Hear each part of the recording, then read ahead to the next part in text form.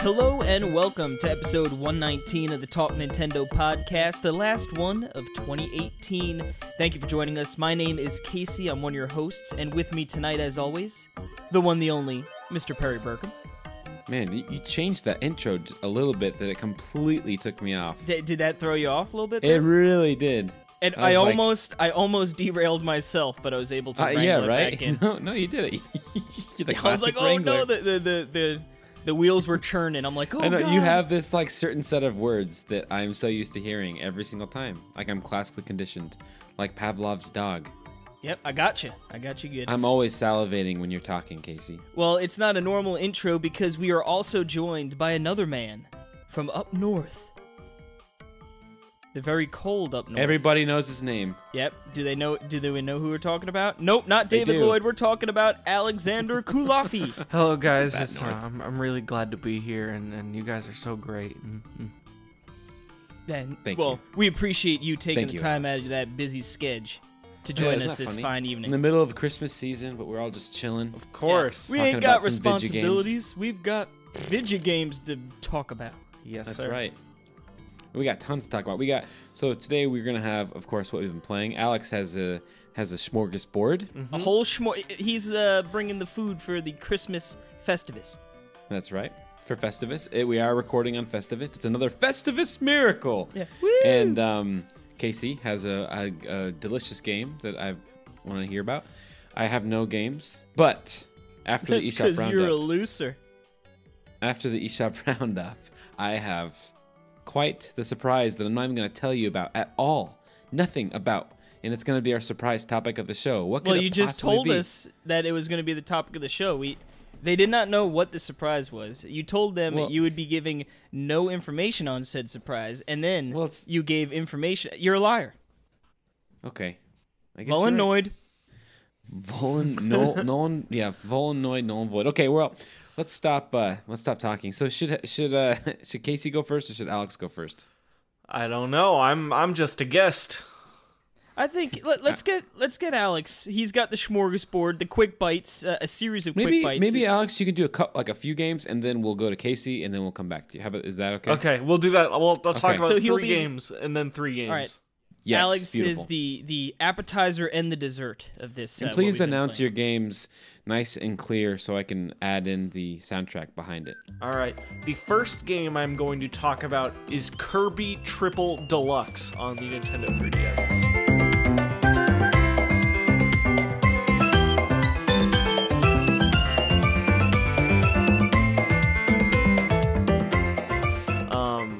I had been in the mood for something of a Kirby.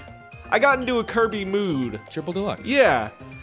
And I got Kirby. He's so cute. I got Kirby Star Allies on a sale. And I played through Kirby Star Allies, and that game's a really good Kirby platformer. And then I wanted to go back and play Kirby Triple Deluxe, so I got Kirby Triple Deluxe. Kirby Triple Deluxe is a very easy platformer that takes good advantage of the 3DS's 3D.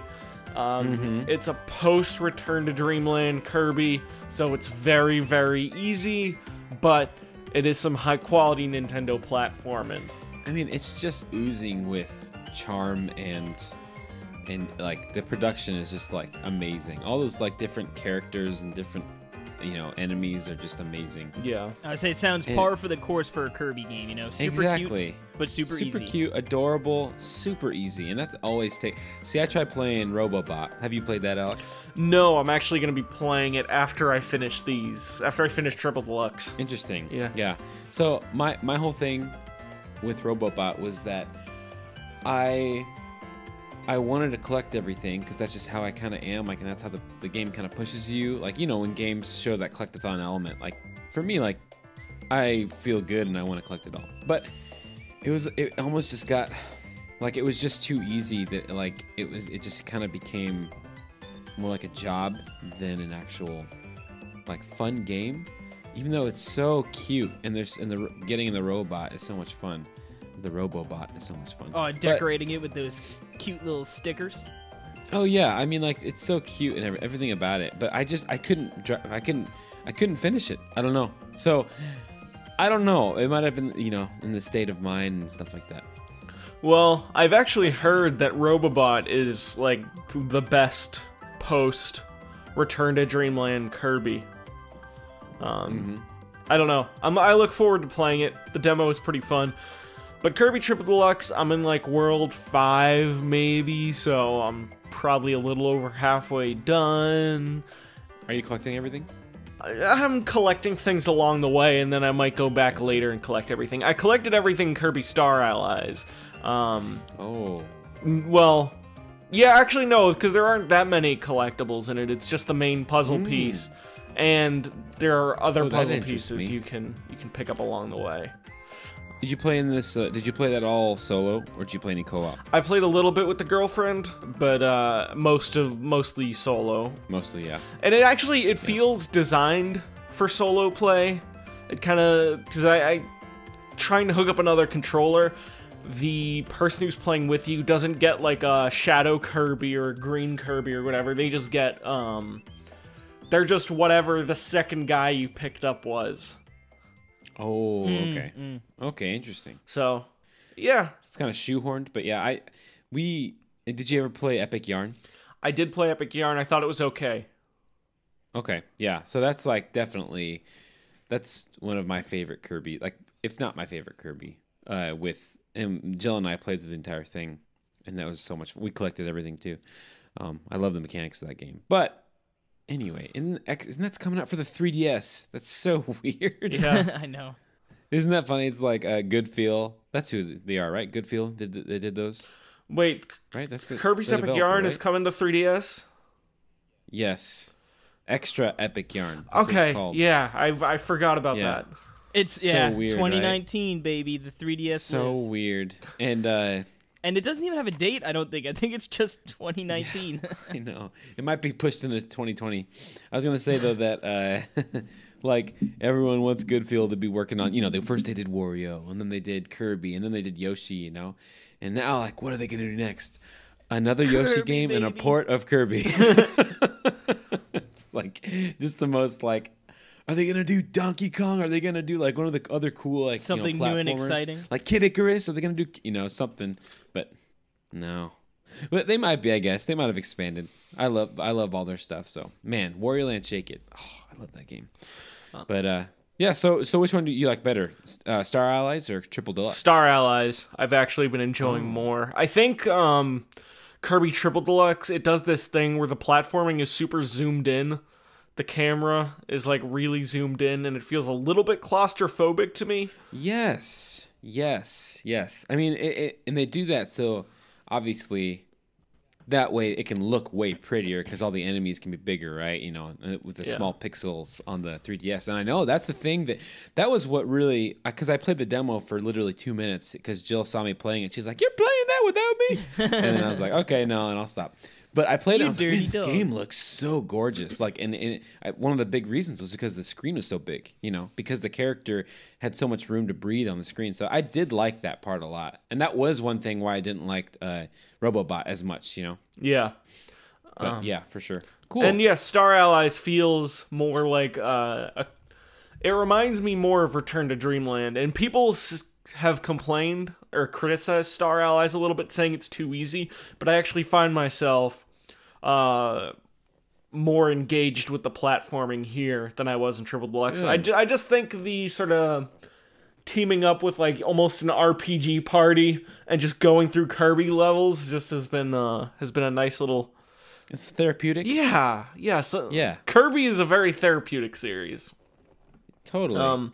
Yeah. Taking it easy, I do want to ask you, Alex, what would you do if you were designing a Kirby? Like what would make it like perfection for you? Or up there? Like what would you do to a Kirby? I would do shorter levels and slightly shorter levels, and then make it 20 to 30% harder. Okay.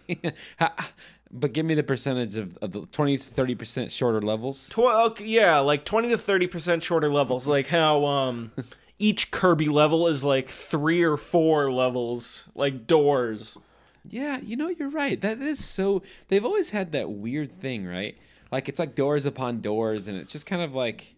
It's always been kind of confusing. Because then it's like, oh, finally the end, and then you play that weird little mini game where you jump on the trampoline or something. Yeah. It's always fun, though, until until you like, finally notch down, like, the perfect,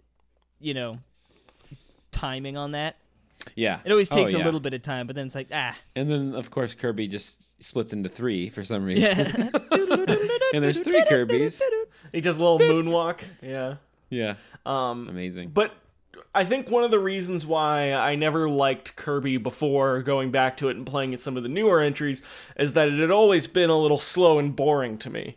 And I think if they upped the pace by making the levels a little bit shorter, and then they made the levels just a little bit harder so that like you would actually die every once in a while, I think the video game would be a lot more fun. Be so much better. Yeah.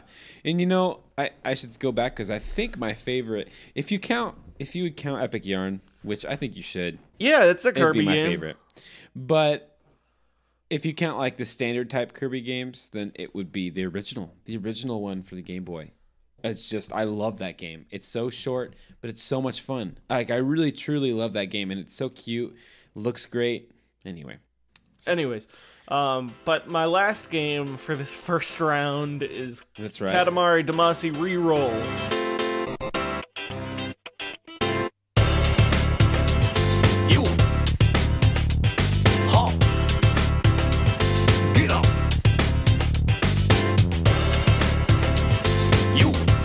Which I got a physical copy at GameStop.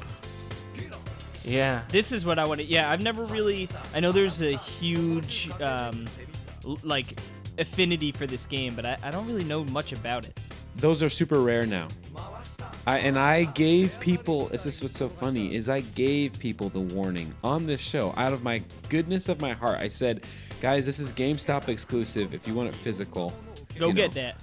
Then go get it. And I went there and I saw the guy had 3 copies there at the desk. I should have bought them. But now they're like $75-$80. Are they really $75-$80? Yeah. Yeah. Jeez. Alex is like, I better sell my copy. Although, for anyone who wants to buy, I just saw from Play Asia, they do have them there. I think for $30, and then you gotta pay the shipping. But it's not that much. Like, it's like $5 or $7 or something. So you can still get them in Play Asia, and the box art looks sweet. The Japanese box art looks amazing. Anyway, I have this game. It looks awesome. I haven't had a chance to play it yet, so please spoil it for me. It's about 2 hours long, which is kind of cool. It's one of those games that's very short but very replayable. Awesome. Katamari, you roll up the ball. First, you can roll up small stuff like paper clips, and then it gets bigger, and then you can roll up people, and then you can roll up buildings, and that's kind of the progression of the game. This game, see, that's all I've heard about it my entire life. Is what you just said. That's all I know about the game. Yeah, and that's the game. It's a puzzle game. There is to know. No, it's a puzzle game where you roll stuff up, and it's really fun and really funny. Well, who makes this game? I mean. Now, the puzzles, is it like you need to roll up a certain amount of things before you could like pass on to the level, or they're like you need to hit these certain items, and like I don't understand what's the point of the rolling everything up together? So it's kind of a puzzle game in the sense where you're like, okay, that thing I can probably pick up, that thing I probably can't, but maybe if I pick this up, I'll be able to pick that up. And it also has that same progression that you just mentioned, where some parts of levels, you have to get to a certain size before you can go over the gate, basically. I don't know what kind of game I would say this is, because now that you say it out loud, it doesn't feel exactly like a puzzle game to me in the traditional sense. But would you say it's the Dark Souls of roly-poly games? Dark Souls is the Dark Souls of roly-poly games. Yeah, it's true with all that rolling. Alex, remember at PAX when we were playing Dark Souls? Yeah, and at the Nintendo appointment, that was fun. That was fun. Those are good days. Yeah, those were the days. Yeah, the good old days. No, but it's good old days of about 8 months ago. It's got a very fun, weird, funny Japanese sensibility to it. Yes. It's easy That's my breezy. favorite kind of Japanese sensibility. Yes, sir. Yeah. It's very easy breezy. You can get through the game in a couple hours. A lot of heart. The only issue is that it's not an easy game to control. What feels like the right stick should go left and right.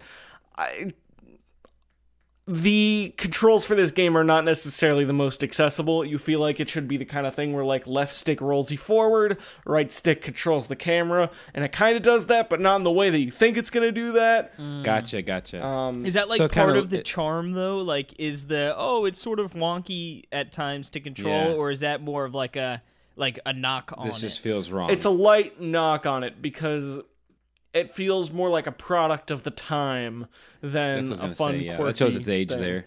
Yeah, it feels like it Gotcha. controls like a PS2 game before they fully learned how to utilize controllers like PS2's controllers. Gotcha. Still fun, still absolutely worth going through.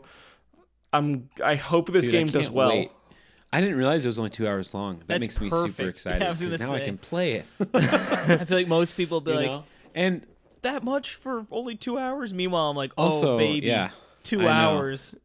I just want a nice, like, a memorable experience that's cute and fun, and also replayable is music to my ears, because that's what I love about the physical copy, right? Is like it's lifetime, so you can always go back and play it. So that's exciting to hear. Yeah. So cool. Yep. Now Casey's gonna talk about this game here that's been getting 9s out of 10s, 10 out of 10s. We gave it a 10 out of 10. The website. I say not us personally. Not us personally. Personally, I'd give it a 9.7. No, no. Casey has been playing this game, and why don't you go ahead and tell us what it is? That game is Gris.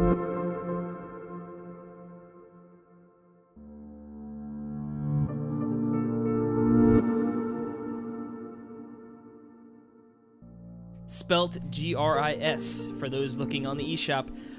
So I started playing this game, and I believe this is also a relatively short game, just a few hours. I have not beaten it yet, so I don't know exactly, but I think I looked on how long to beat, and I think it was either like 2.5 or 3 hours, give or take. So it's also a relatively brisk game, which is good, especially with so many games coming out. But the first thing that's going to jump off the page with this one is just how beautiful it is. You sort of you get in there, and there's not a lot of color, and it's like hand drawn. And it looks really wonderful, even in just like the black and white majority. And then as you sort of progress through the game, you unlock colors, which adds back to the world. And you're sort of, I guess, the idea is to unlock all of the colors and bring back color to the world. I guess like the sort of here, like, Gris is a hopeful young girl lost in her own world, dealing with a painful experience in her life. Her journey through sorrow is manifest in her dress, which grants her new abilities to navigate her fated reality. So that's why the color's sort of all missing, and you're sort of bringing her reality back. And like I said, it's really cool because like the beginning, it's very black and white, like some grays and stuff, except for her, she's got her color. But as you unlock new colors, the game really, really pops and looks wonderful. I've only unlocked a handful of colors, and it's already like, I just got to like this foresty area, and I'm like, oh my goodness, like just seeing all the cool colors sort of pop is really nice. Now throughout it's a puzzle game with platforming involved as well. Pretty light puzzles, and the platforming isn't super duper difficult, but it is enough challenge and enough to think about that it keeps it fresh. Like, it's not just like a snooze fest or anything. But is it like, if you die, like, can you die? I don't really think so. It's like, I'm trying to think, I haven't died yet. And like, I feel like it's not a snooze fest. Yeah, I feel like any which way, like if you were to fall from any length, you don't get hurt, or anything like that. And any area where it'd be like, oh, I wonder if I jump down there, like I might get in trouble. But it's like, oh, you can't actually jump down there because there's like a wall blocking it, So I don't believe you can actually die. But like the puzzles themselves are sort of cool because you'll get to an area and it'll be like, all right, I can't I can't get there yet, but I see like a few little like little bits like oh, I need to find these sort of stars. Is what they almost feel like. They're just like little white dots, and you collect them, and then they follow you. And when you collect a few of them and you get to that area, now all of a sudden it'll go over like where there'll be just like little circles where like, oh, that's where those white sort of star-like bits fill in. So when I get enough of them, I can go back to that area. They sort of connect a line, and then you could walk on top of that. And that sort of unlocks, like, or unblocks the path to keep pushing forward. And when you get to different areas, it's like, okay, I've got this, like, for instance, there's, like, a bunch of levers and, like, sort of like gears going around in a circle, and it almost feels like a merry-go-round a little bit, like it goes around a circle. So, you got to jump up on that platform as it's sort of ticking around, and then, you could jump from different platforms to different platforms. But you'll get to different areas, and it'll be like, okay, I'm going to go this way. And I unlocked a new ability. Now I could sort of go back to where I was before, and I could sort of, like, crack open, like, the one ability is... Metroidvania. Yep, a little bit, I guess. Not quite as light. backtrack. Yeah, very Metroidvania light. Yes. And, like... Metroidvania-like. The one is where it's, like, what's the difference between a Metroidvania-like and a Metroidvania light? I don't know. Why didn't you tell us? No, I'm done interrupting you. Keep going. Are you sure? I'm just kidding. But yeah, so like the one ability, she her dress like turns into like a big block, and like she'll go slamming down. So there'll be some areas where you'll be like, oh, that ground looks a little cracked. Let me try that sort of block stomp on it, and then it opens up and you can sort of slide down and see what's down there.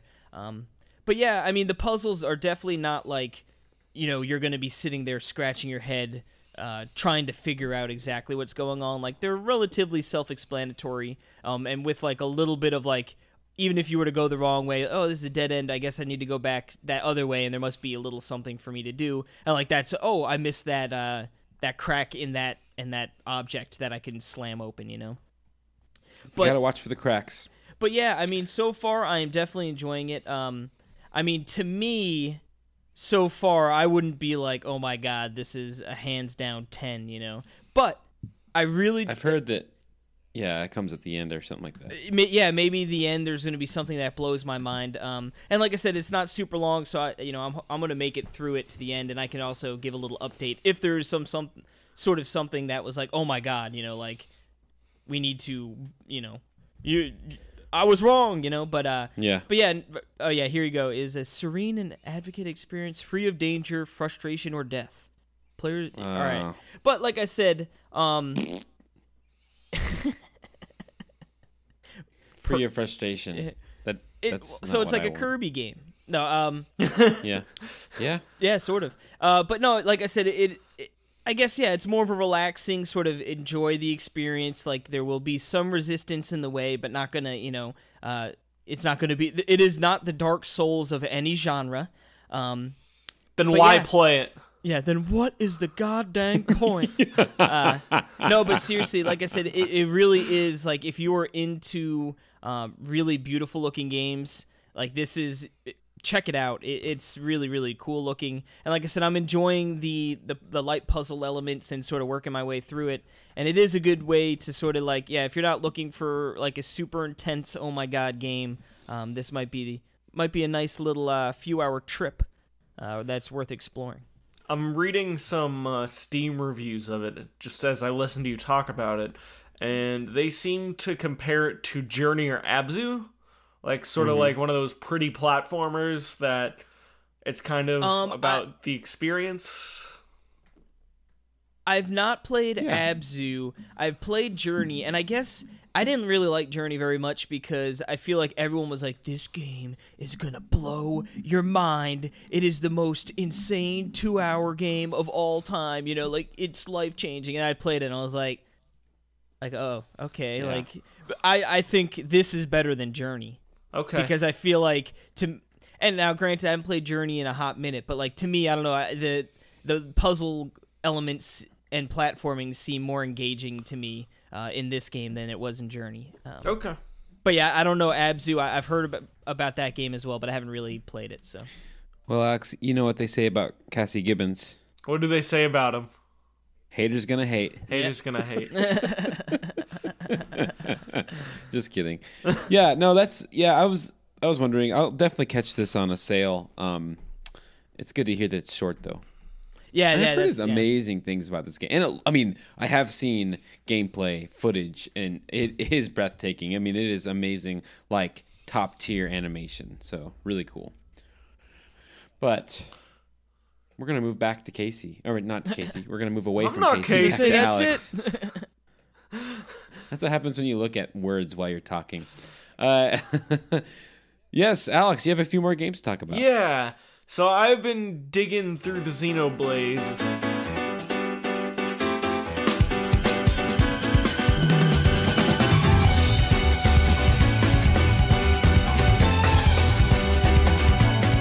I played Torna the Golden Country, and did I talk about Torna last time I was on?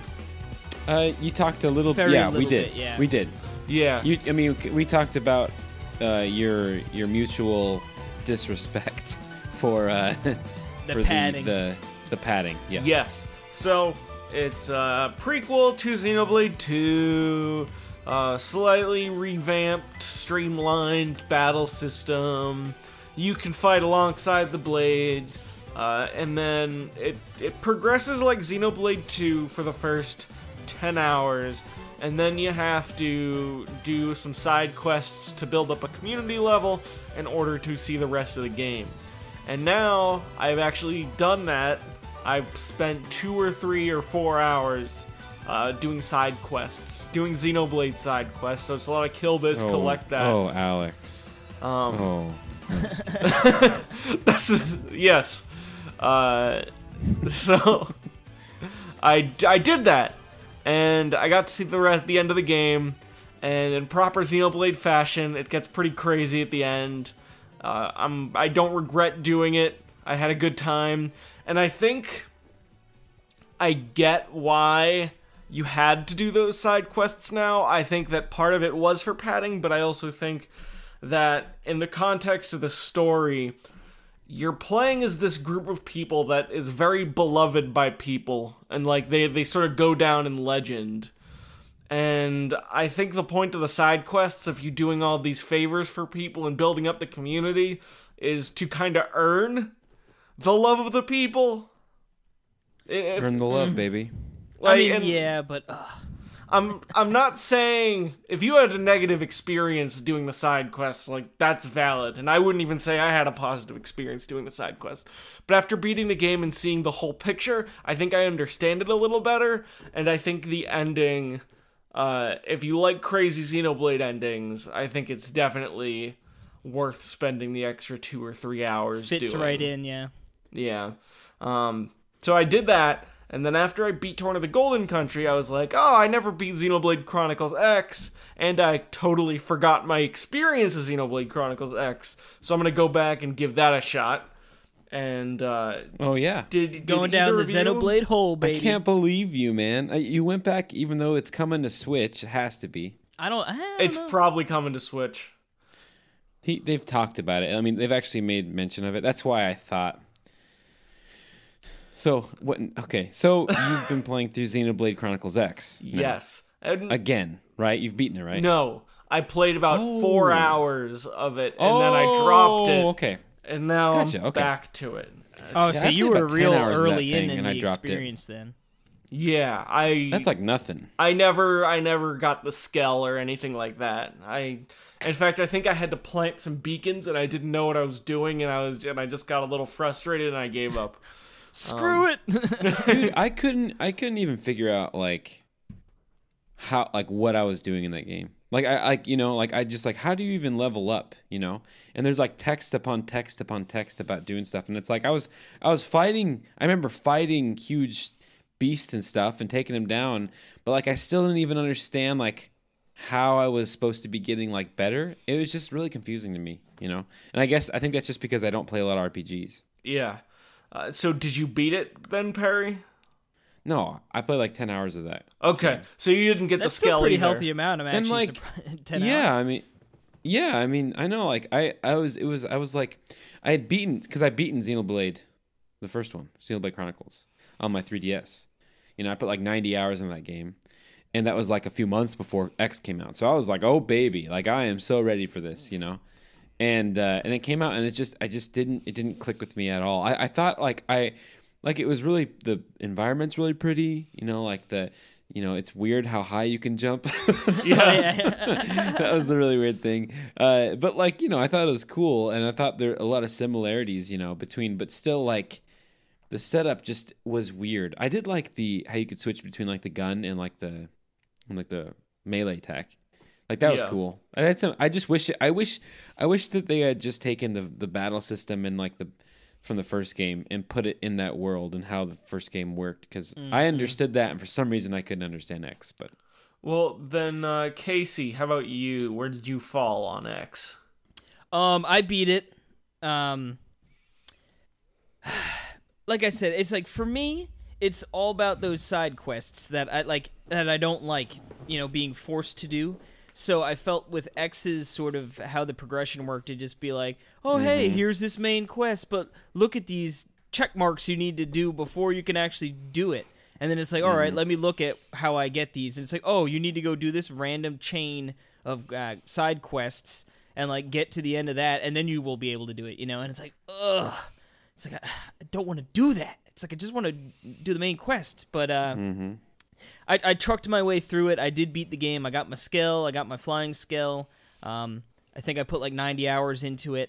I feel like I probably look back at it less fondly than, like, because like when I was playing it, I wasn't like actively thinking like, man, this freaking game.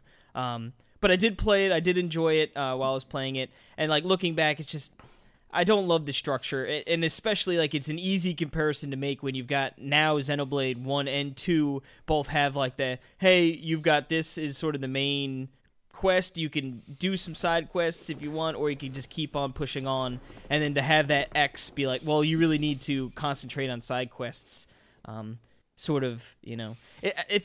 I think it's also because it's like, I like beating games, you know? It's like, yeah, like, at this point in my life, it's not like I buy the one game where it's like, if I had Xenoblade X and I didn't have another game for like 2 months, then I could probably find myself really getting into these side quests and doing all the little things, you know?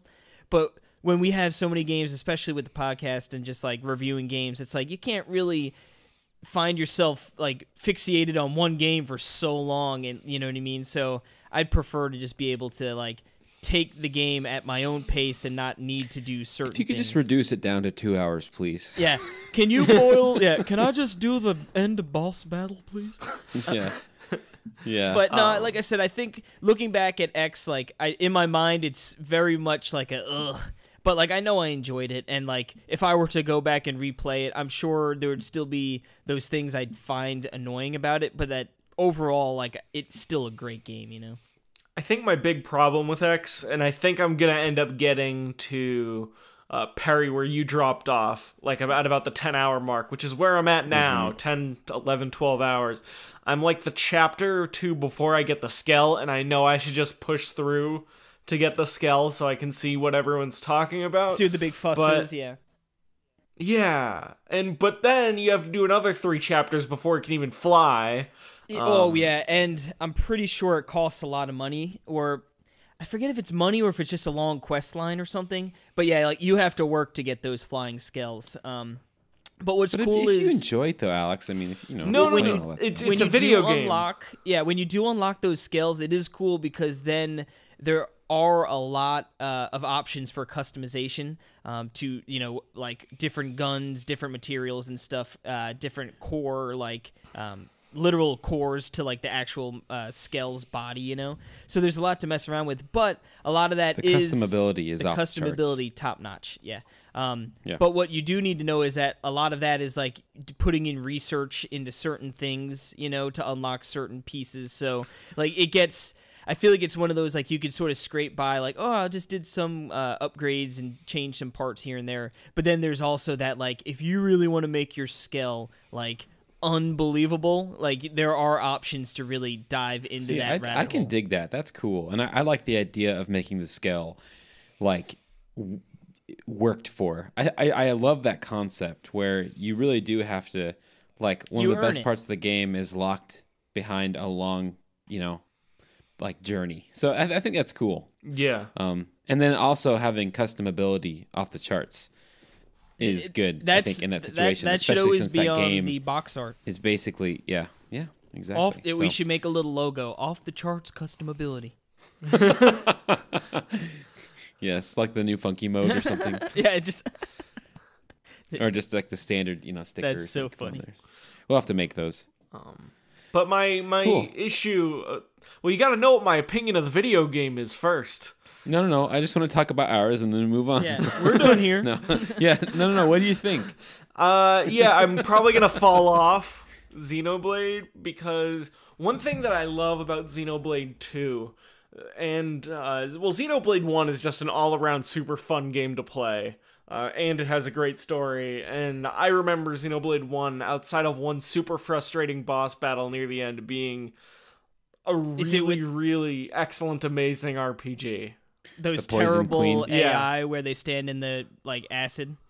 Yeah, everyone but the Poison Queen. Everything about the Poison Queen I remember super fondly. But that's where you learn. That's where I learned. I looked up. Like, how do you beat this? And everyone's like, you just gotta use. You gotta get lucky. Ricky. I forgot, Melia or whatever. Well, you gotta use Ricky because he inflicts status or protects you from status. I forget what it is, but there's something he does that makes it easy. But that's beside the point. Well, I'm sure that was better. Well, but the thing is like that's if you want to do it skillfully, or you just use Melia and just grind for 5 or 10 hours.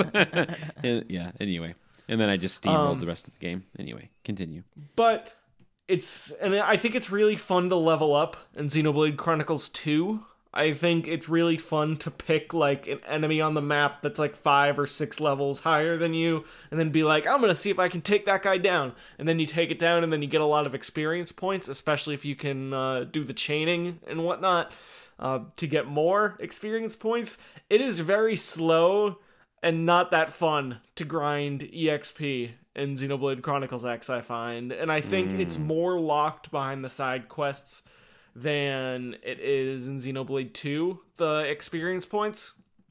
And I'm having a hard time getting to a level where I can tackle the main quest properly, because I just want to see the main quest. I just want to get my scale. I just want to fly.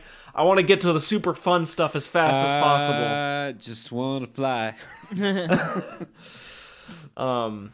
And I think the game is putting up some resistance to that, and I might wait and see until I get the scale and then make my decision if I want to keep playing, or I might not, because I bet they're gonna do a Switch version of it, and I'm probably gonna buy that game. So I guess I'm not having as good a time with X as I had with Xenoblade 2 and Xenoblade 1. You know what that means? What? You got great taste. Thanks, bud. Our we align on our likes and dislikes apparently here, and I like it. Yeah, I like it. That's good. Nice. I hear some resonance. My last game is Super Smash Brothers Ultimate.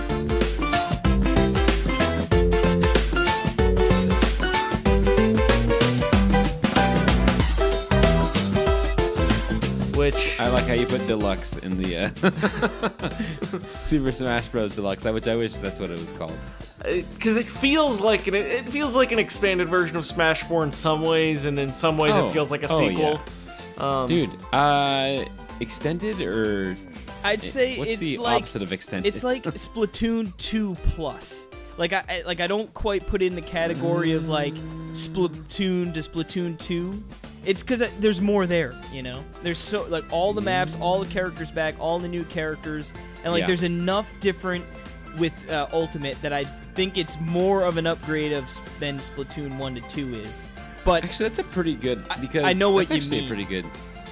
No, that's a great analogy because Splatoon 2 also nerfed its online like insane amounts as well.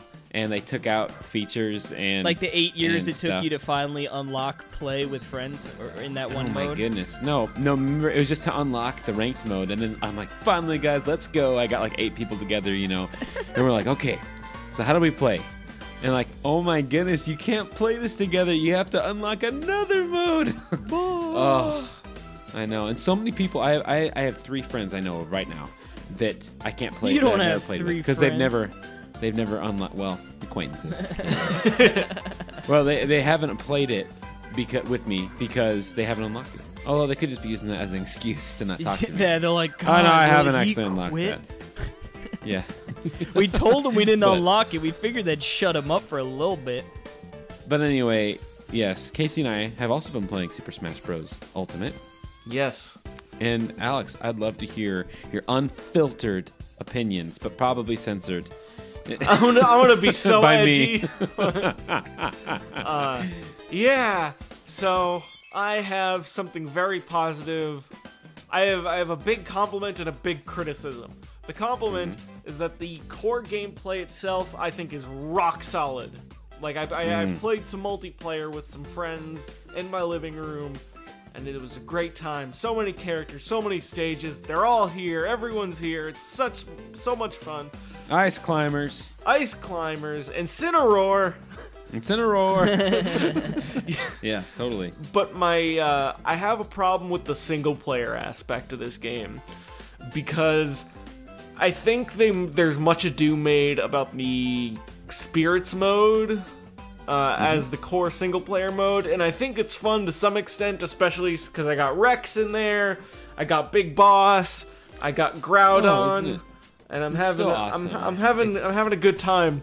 Yeah, they have all your favorites, you know, and it's what's so much fun. But I love that. my issue is that there's not very much bonus stuff to do. Like Where's regardless of our sandbag mode? our sandbag mode, our board the what the heck? platforms, our break the targets, our like adventure modes, Dude, I know.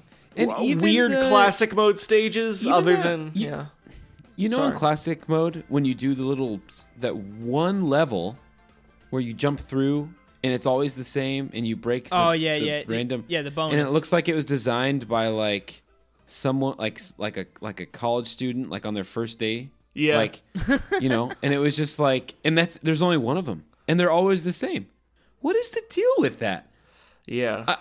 It's perplexing, and like you're right. What happened to all the modes? That's what I mean by from Smash 4. There were so many. All-Star mode was awesome. Smash Run was completely new and really a really fun concept. If you ever played that with multiplayer, a fantastic mode actually. That's one of my favorite things about.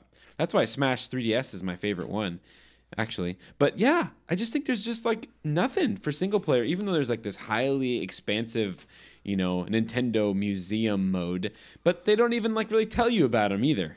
No, you know? no one wrote the copy for like the stickers. Yeah. And Yeah. that's what makes it a little harder. It's not forgive is kind of a strong word, but it makes it a little harder to forgive the fact that the spirits mode is 2 cutscenes, a bunch of missions, and the ability to earn pictures of your favorite characters without even significant copy written for any individual stickers. Right? Yeah, Like, it feels a little cheap, and like there's the story's very limited. I don't know. I'm not really digging it as much as I feel some people are. Yeah, I know Perry and I were talking about it. It's like and that's again one of my criticisms too, is like there's so many clever ideas and like clever design between for the elements that go completely unappreciated just because people don't. It's like they are anticipating or expecting, I really should say, that you know exactly. All right, you know who this spirit is. You're going to totally understand why these parameters are set this way, and like that's that, you know. Where it's like, even as huge Nintendo nerds, it's like we don't know. Like there was a lot of things where I'm like, oh, like I can see that character, and I can yeah, they're probably from this series, but I don't really know much outside of that, you know. Where I liked with the trophies, it gave you that information. Now, I don't know how many trophies were in like Melee and all the other games or whatever, you know, with all those descriptions. Like I know there's over 1,000 spirits.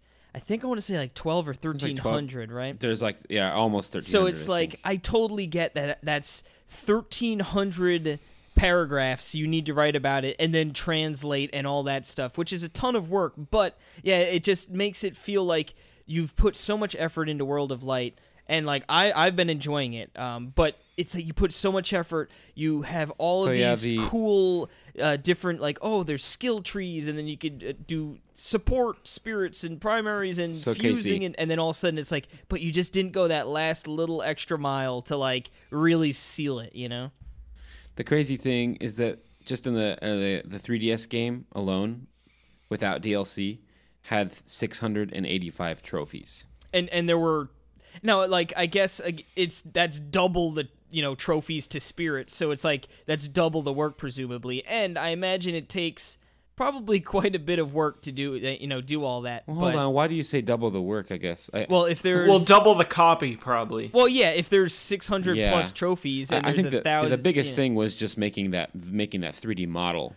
This one, you just slap an image that's already been created. I don't know. I would think that it'd be harder because it's like, all right, this is we need this model in here. Here's a picture. Go model it. You know, which I'm not doubting it takes time, but if you have a team of people doing that, opposed to like, hey, here's this character, like go do research to make sure that like to say who they are and exactly what they're about, then that needs to get proofread and made sure it's completely, you know, like all that information's for real, and then we need to translate that into 8 different languages. Well, I mean, it could have just been probably just a big group of people, you know, tackling each one. Well, yeah, I know, but I'm just saying it's like, oh yeah, they got this and this and this, but yeah, like, you know what I mean? It's a ton of lot of work. But it just totally seems like that. But it's still like disappointing. Oh no, for sure. And like I said, it makes, you know, like that work that they put into putting these clever situations together, like it just like. If you are like the most casual of Smash fans, and you like, or Nintendo or whatever, and you're picking up Smash, you're gonna go through the World of Light, like, oh, it's cool. It's like, yeah, they're just random fights with like, you know, like, oh, there's lava on the ground, cool, you know. It's like, but like, oh, no one's appreciating like, oh, well, there's lava because this character is in their series, you know. You know what it's like. I have the perfect analogy, Case. Are you ready for this? I'm ready. It's like when the kid that has his violin recital, who's been practicing this one piece for 2 months to play this one 5-minute song for this rehearsal, and he goes there and he plays, but the mic doesn't work on the stage, and so no one hears him play, and it's not because of him. It's just because the mic didn't work and someone forgot to turn it on. And that's exactly what it feels like to me, where it's like all this effort was put in, but like I feel like this the tiniest amount of like it's like someone forgot to turn the mic on. I don't know, like it's just weird. I've never played a game that felt both so big and so small at the same time. Yes.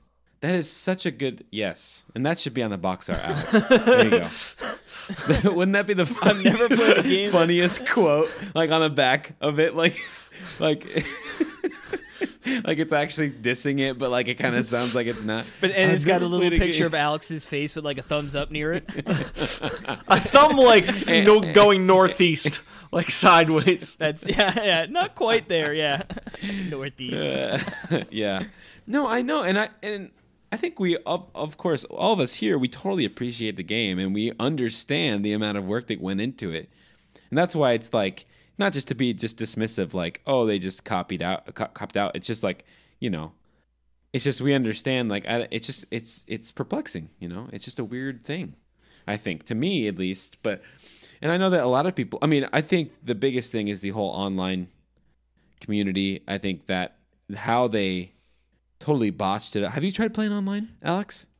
Very little, and like, have you tried playing with friends? The little I've played has not worked, and I didn't even try it with friends. It was slow, like one. Dude, we have got to play. I've had some better luck. I've been playing a little bit this weekend of just doing quick matches, and it still is weird because it's like you could set your preferred rule set, and like then you turn that on, like I want this preferred rule set, and then you still get matched up with random people that have completely different rule sets.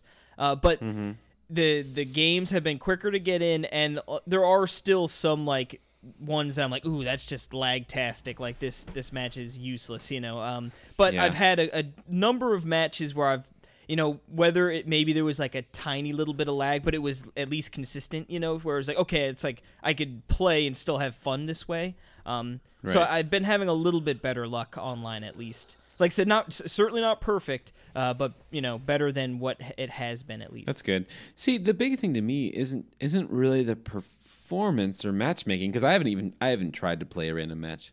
It's just the UI, you know. Like, it's crazy how you think that after a game that has been online for a couple games, how bad it is, and how like for Alex, just so everyone understands, if everyone hasn't played with online yet with a friend yet, you have to make, like, you can't just get into a lobby together. Like, do you understand? Like, you know, like the norm. Did you ever play Smash 4 online? No, not really. Okay, well, anyway, you have to make an arena, and you can't change the rules. And if you want to, like, you can't change the rules. That's crazy, right? Like, you have to get out of it if you, and then if you want to change your person, you can't just flip it on the main screen like it's always been. You have to like get out of the group, scroll over to pick your character, you know, and then you have to do the same thing with your preferred stage. And if you pick your preferred stage, it will be that stage every single time. See, or you set it to random. It's just so weirdly cumbersome. There should be like the way you could do quick match with random people. There should be like a way to do a quick match with a friend, where it's like you just get right into the lobby and it's super easy to pick a character in between rounds and just, you know what I mean, and get to it. Yeah. But anyway, I hope it's like they're gonna put a big patch out. I think that, you know, I think they're gonna support this game a bunch, right? They have, like, right? I mean, if they I'm they're sure patching Mario Tennis. Yeah, I'm sure they better be patching this game. Over the time, there will be fixes to certain things that'll make everything, you know, or certain aspects better. I really hope so. But otherwise, there is big DLC coming too. You know what I mean? So it could also be like, hey, DLC characters up, but we also added a patch that fixes, you know, X, everything. Y, and Z, yeah. Yeah, absolutely. But that's good. Well, it's a fun game. I've been enjoying it, and I've been failing at unlocking new characters. Yeah, you've got tons of revenge matches lined up. Oh my goodness. That is one thing that's nice, is that you can just go to that map, you can go to that place on the revenge games and more, and you can just battle them one after another if you've missed them. Some of those battles are mean. Oh man, yeah.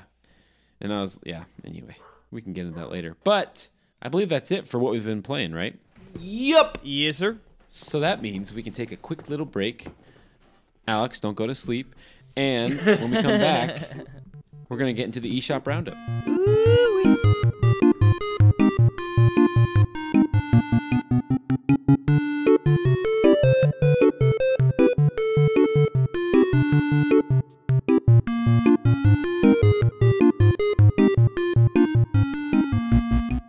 And the music is fading. It is fading down, and it's gone. Boom. You are getting sleepy. Very sleepy. Alex, wake up. That means it's time for the eShop Roundup. The eShop Roundup. eHaw, everyone. eHaw. So, we have so many games today. That's a big surprise, isn't it, Case? Yep, it's the eShop 30 is what it should be called.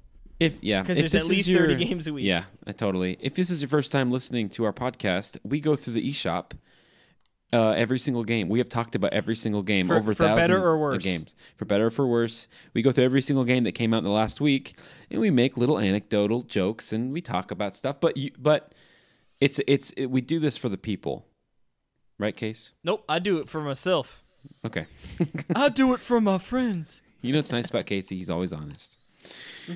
Anyway, we're gonna have Alex start this one off.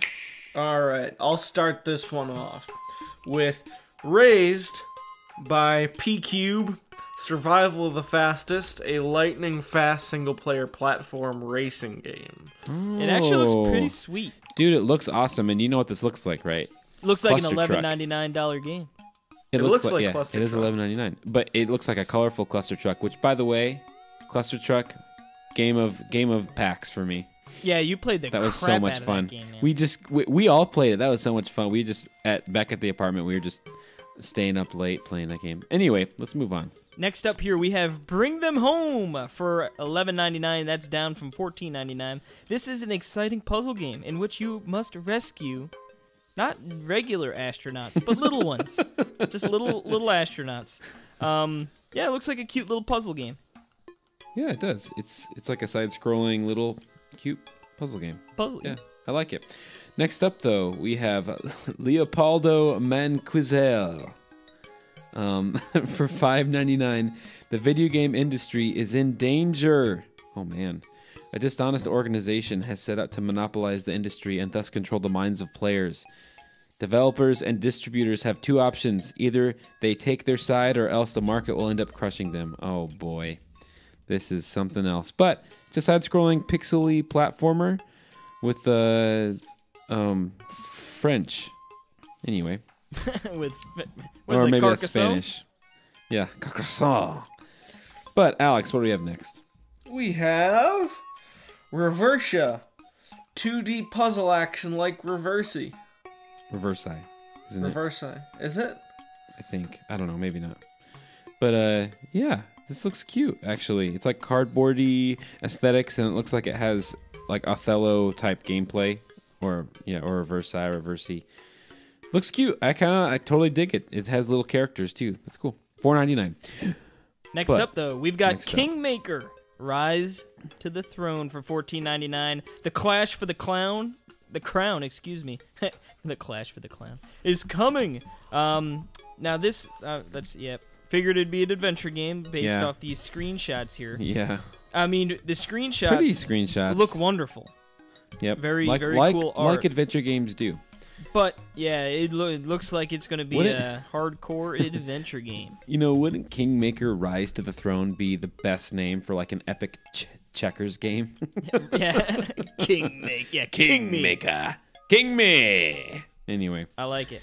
Next up, we have Horizon Shift 81 for $9.99.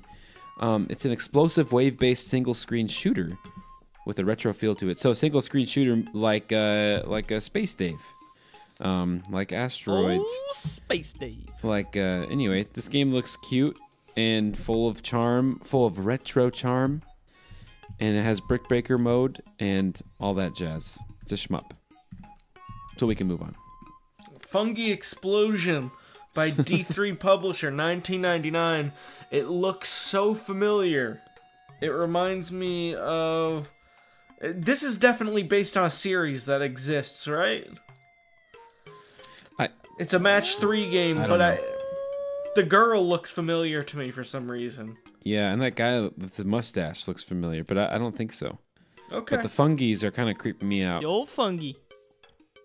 $19.99. $19.99. What do we have up, next, though, Case? we got Aw. No, it's Aw. Aw. No, Aw is spelled with 2 W's. I know. Aw. Or For 3 or 4. $4.99. Yeah, well, why limit it to just 2? Exactly. This is a god game about expressing one's creativity by shaping and building planets, ecosystems in a tranquil, relaxing ambience, accompanied by exquisite, minimalist, low-poly 3D art and atmospheric music. Interesting. That's I like quite the little one. blurb right there. But yeah, cool, interesting, the ecosystems. I sort of like that. Yeah. It looks cool. It definitely has that, minimalistic graphics to it, but it looks cool. I like the one, like, Halloween one with the pumpkins and the scary moon. Mm-hmm. Interesting.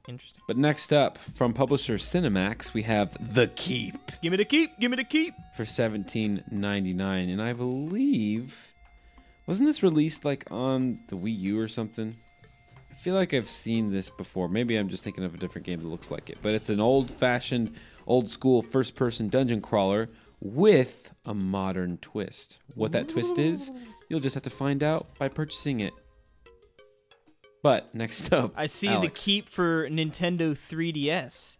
Now, Oh, maybe that's what I was thinking. yeah, no, they got to be the same because yeah, the logos, different icons, similar logos.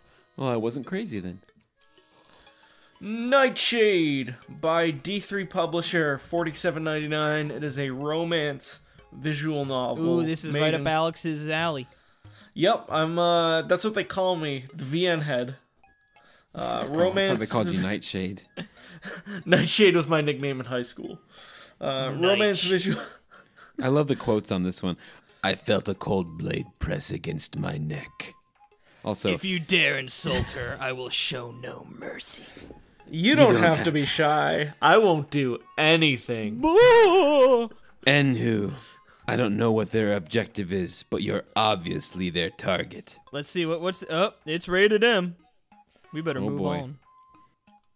Next up, though, we've got Guess the Character for $2.99. The flip and match, the flip and find matching game. All right, All right. so a little. In flipping, yeah. You like you can- flipping? You like finding? You like guessing? Oh my characters. goodness, there's caveman warriors characters. Oh, Do you see that? This is an auto purchase for you, then, huh? Yep. You're like, I've already got it downloaded. It's only $2.99. Yeah, so yeah, buy it up, Yeah. baby. Next up, though, we have Venture Towns for $12 even. The Jimmy price of $12. Give me that Jimmy price. Make your own metropolitan utopia, stores, mansions, towers, anything goes. And we have a review of this, James Jones review, up on NWR. Read it, because if you know James Jones reviewed it, then It's he probably an wrote interesting his game. opinion. Yep. I feel like he likes to take those. These might not be the greatest games ever, but he's gonna try them. He's going to give him the old college try, The old college try. just like Alex is with this next game. Cronus Arc by Kemco, $12.99. Puzzle-filled dungeons. Lots of ladies. Yeah. And The it's- pixel art looks yeah. nice though. Yeah, Like it's the actually old, kind of... It looks pretty cool. yeah, It looks it's like kinda an old RPG school. Maker kind of game. Yeah, it probably is. But it's a Kemco RPG. That's probably all we have to say. And it's got some DLC. Oh, yeah. Hey Perry, you like desserts?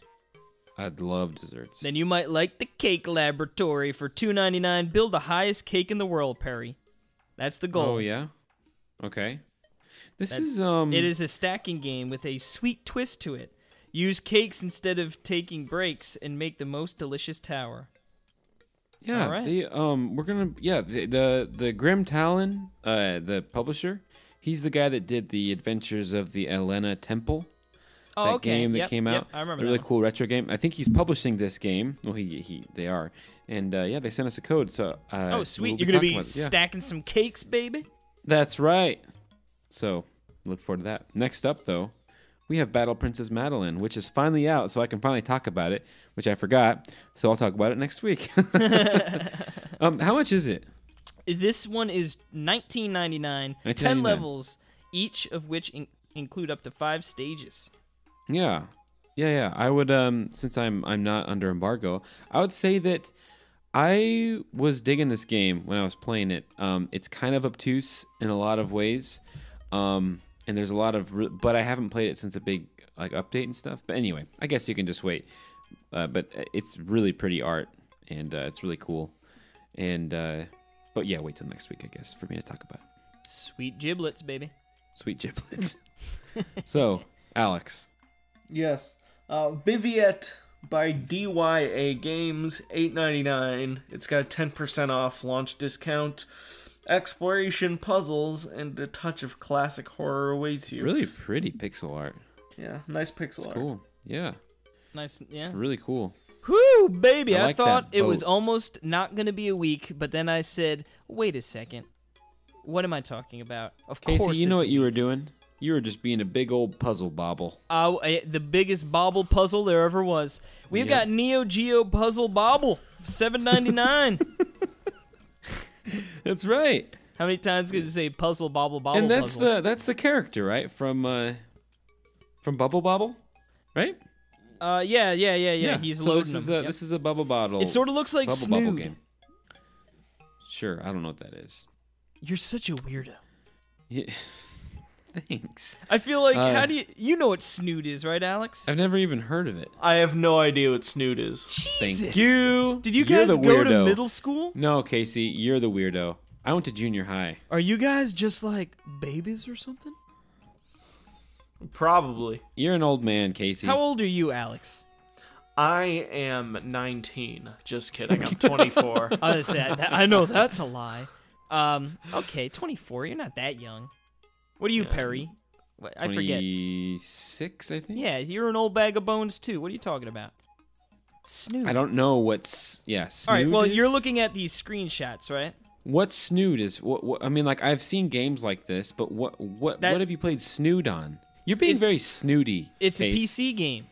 It's like it's yeah. sort of like how because I feel like it's one of those All games those PC when you're games at the I library. played growing up. Yeah, but it's one of those games you're like, oh, you're at the school library. I'm gonna play some Snood, you know. We didn't play games at school, Casey. We read books in the school library. Yeah, right.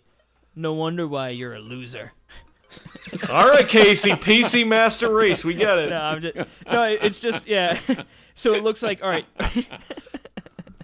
Are you looking at the screenshots? Yes, I've seen games like this, Casey. All right, yeah, I okay. just had never It's heard called of Snood, okay? It's called I'm Snood. sorry. Get with Neither the is program. Alex. Leave us alone, you big bully. I hate you too.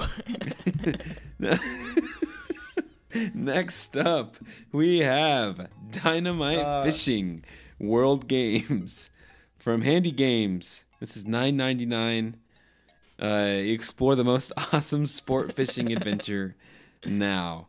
It looks like a bunch of side-scrolling fish. Yeah, it doesn't look great. Yeah. Anyway, but dynamite fishing, that's the best way to fish, guys. Don't fish with a fishing pole like a gym bot. Blow Throw a those stick of dynamite fishies in up, there. man. Then you got Why supper for the next catch one week. fish when you can take the whole school? Exactly. Next up, though, what do we got, Alex? No, I just want to say this one sentence. Grab your guns and explosives. Grab some guns and explosives and let's catch some fish redneck style. I just wanted to share the phrase redneck style with you. And I've said that at least twice this past week. What's your point? Clouds and Sheep 2 by Handy Games. Again. It's so nice they made it twice. Yep. Looks okay. Yep. This looks sort of Clouds like and dynamite sheep. fishing, but not underwater. And you're in the desert, and you're in like Christmas land, and you're just in a farm, and there's a train. The art style is not too bad. I don't understand, but you know, this next game looks pretty cool, right, Case? Yep, and it looks like another game that you might have played on the computer at some point. This is Jewel Fever 2 for $4.99. It looks sort of similar to Bejeweled. Have you ever heard of that one, Perry? I have heard of Bejeweled, Casey. All right. Have you heard of Bejeweled 2? Yes. All right. Thank you. All right. This one has a demo, $4.99, and a demo. So Nothing wrong if you with like the those demo. games, nothing wrong with that. Next up, though, we have Sundered Eldritch Edition for $19.99. Oh, okay, so And- this is I've played actually. These are the people that did that Jotan. I think you played that game too, didn't you? Mm-hmm. I reviewed Yeah. it. So Yeah. this is the same people. Cool. This game looks really cool. Man, the art style looks incredible. Yeah. But No, it looks pretty sweet. I can't really understand what this game. Did I hear that's kind of? Did I hear it's Dead Cellsy? Have you heard that? No, Dark Soulsy. I don't know. Whenever someone says that, you never know if they're trolling or if they're actually being truthful. No, I just think like Justin or someone was talking about. Anyway, we can probably move on to. Oh man, Alex, you get the big one. Arcade Archives Donkey Kong Country Jr. No country. Donkey Kong Country 2. No, it's He Donkey said Kong country. Jr. He's got Golden Kong Jr. Torna, the Golden Country, stuck in his mind. Yeah, I know. And you know what? There's no Donkey Kong 2. Can you believe that? It's Donkey Torna Kong, the Golden Donkey Donkey Kong Country. Nothing. Now that would be a game I'd be interested in playing. The Golden Banana Donkey Kong Country. See, that is a golden country. Golden Of banana. delicious This game golden deserves bananas. more respect. So I've heard from people on staff that this game is really hard, like much harder than the NES version even, which is interesting to me. But man, I love Donkey Kong. I've never been a fan of Donkey Kong Jr. I really haven't. I like Donkey Kong You're a hater? more. Yep, you know me. Hater gonna Just hate. like Cassie Gibbons, haters gonna hate. But I might pick this up because I love Donkey Kong. He's my. I do love He's my main jam. DK and Little Diddy. Yep, They're my boys. and DK Jr. I tell you But- what, man. Just real quick, I love Yeah. that freaking Shy Guy, man. It's perfect. It's The one that under I the- got you for Oh, Christmas. every time I pass him, I adjust his little arms and his propeller, Isn't that? so he's That's never in the awesome. same spot for too long. That's amazing, dude. I know. Alex, I got him a Shy Guy / Fly Guy for Christmas. A little. It's one of the World of Nintendos, but it's a big boy, you know, not like Yes. huge. It's not like huge, but it's bigger than an amiibo, and it Yeah. ooh wee. Yep. But I Casey digress. likes a Shy Guy. Next up here, though, we've got Coloro. Coloro. Coloro? Coloro? Yeah. It's pronounced cholera. Calera? It's pronounced thermometer. It's pronounced $9.99. This is Between Dreams and Nightmares. It actually looks cool. I guess it looks like a little platformer. Maybe Yep. some puzzles up in that piece as well. And I actually think it's got multiplayer. Yep, 1 to 2 players, so little co-op that's cool. action. It's one of those games that sort of has like the foreground is all sort of like black and shadowed out, and then you got the background. And yeah, it looks pretty cool actually. It looks Very cool. The backgrounds look really cool. Now, this next game is a multiplayer game that I've never heard of, and it's called Wonder Shot, and it's $9.99. And it looks like, top-down 4-player, different kinds of games. Where let's see, you have one ammo. You have one ammo to defeat your opponent. Miss your target, and you will have to pick it back up or steal your enemy. So I've heard of that concept too. I remember another game that came out that had that idea. But it looks fun. So yeah, you only have one ammo. You gotta go pick it up. So that's Wonder Shot. But second to last, Alex. Mana Spark by Cubic Games, $9.99.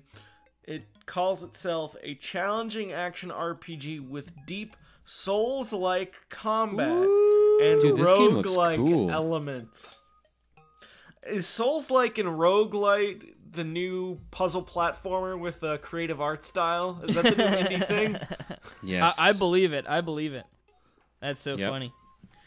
Dude, this And- game looks awesome. To wrap us up, we've got Mech Rage for $9.99. Hit the aliens fast, hard, and a lot. This is a shooter. Of course. I wonder, is it twin stick? It looks like it could be a twin stick shooter. Does it say? Top-down shooter set in a science fiction universe. Take control of John, a greenhorn captain. No Johns. I don't think it says if it's 3 difficulties, dynamic combat, Take control gameplay. of Jim. Yeah. No, this game looks pretty sweet though. Does look cool. Yeah. Yeah. And that's I going to assume bring it's us a- to the end. I guess it is time. What are your games, Yep. boys? Games of the week. Since What are your Alex gets the first pick.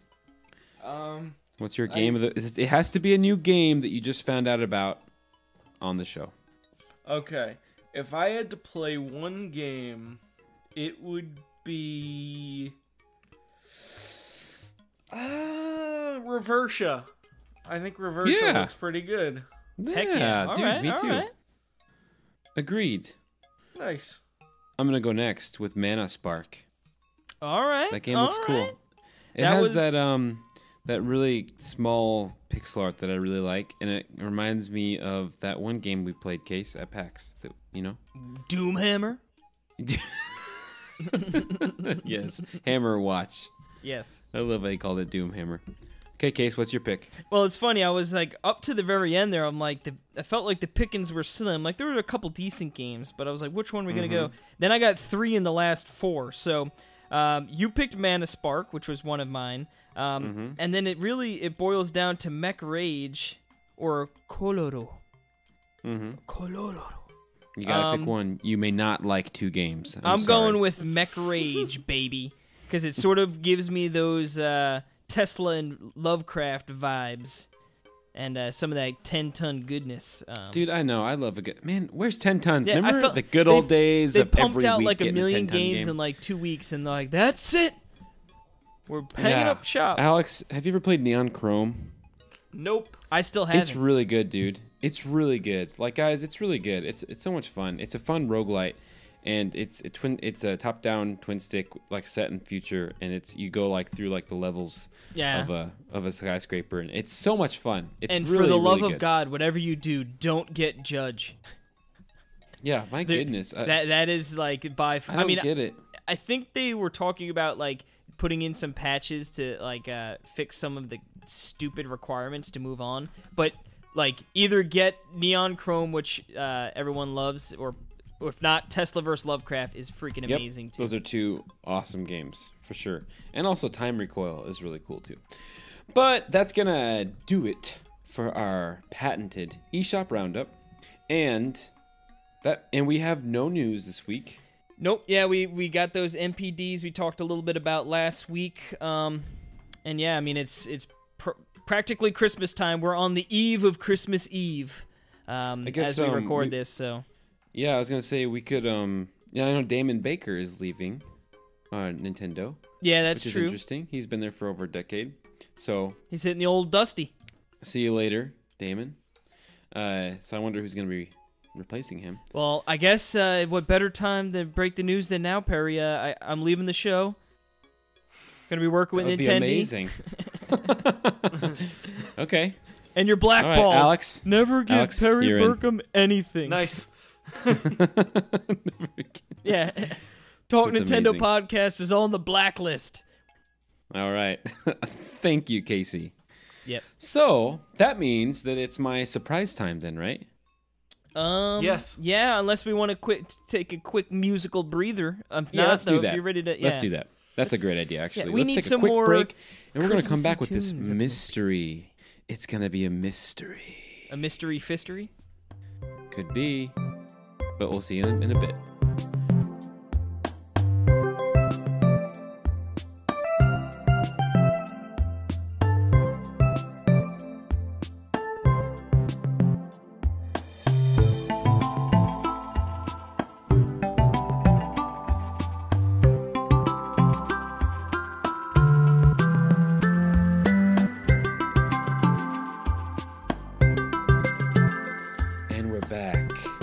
Yes, we are back, and it's a mysterious time, but I think Casey just figured it out during the break because he's a little conniving. But because Alex is back on, we're gonna bring back the good old Mystery Reversery. Mystery Reversery.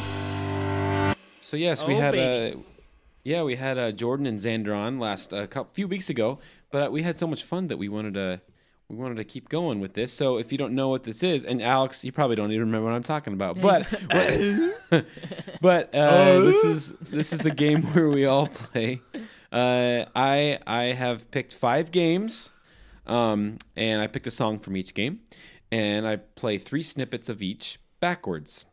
That's the mystery, and that's the reversery. They don't know what game it is, and they're listening, and then I will play 1 snippet, and then if they can guess it after that first snippet, they get 3 points. They're gonna Slack. They're gonna send me a message in Slack. Do you have Slack? Or no, we can do Skype, I guess. I'm not if you want. slacking. Yeah, we can do Skype, Alex. If you want. He can use Skype, and I'll use Slack. So then this way That's we fine. don't see each other's guesses. Yeah, just but can you private message on Skype? Alex? I'll try. Hold on. Yeah, let's try. I gotta Let's do figure a out test. this internet thing. Casey's works. I guess you could text also if you want. Texting would be fine, Alex. You can send Just smoke text me. signals as well. If you can just text, that's easy. Oh, there we go. That works. Good. Although we're getting, yeah, that's what you said. Yeah. Okay. That should work. Okay. So I'm gonna play we're gonna start. Okay, so you get 3 points on the first guess, 2 points on the second guess, 1 point on the third snippet, and if you guess the wrong game, it's -1 point. Okay. Yep. So it's not a free for all on the guessing unless you want to lose big old points. Now, how many games do we have here? We have 5 games, and yes, there are no rules. And about you what just games. want to know the game it's from. We don't need to know the name. Just the game, not the name of the song, because Okay. I could never do that. Is it 'cause I don't know the Pokemon names Y? of song. Just quick guessing. -1 points for Casey already off the bat. Okay, so we're gonna try this, and here we go now.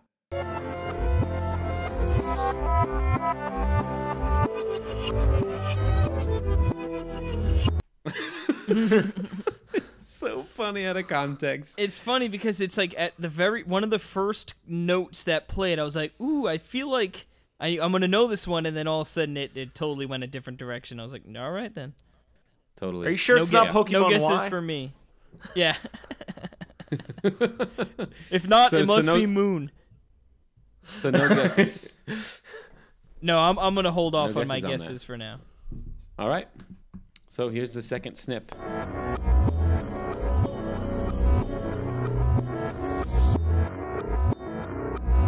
Oh man. Ooh.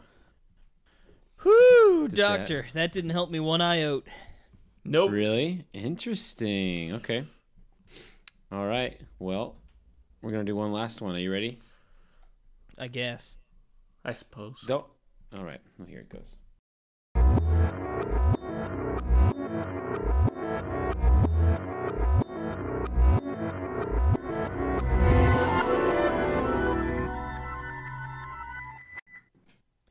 Dude, I have no idea. No idea. No idea. I think this might be the. See, I thought for sure they would know. So since we have a no guess, no idea, I'm gonna go ahead and play it right now. That last one, and we'll. This is the bonus point. If you do know this game, you can get 1 point. But don't say it out loud. Is this okay? like the regular? Like you're gonna play regularly? Yep, this is gonna. Yeah, this is forward. Okay.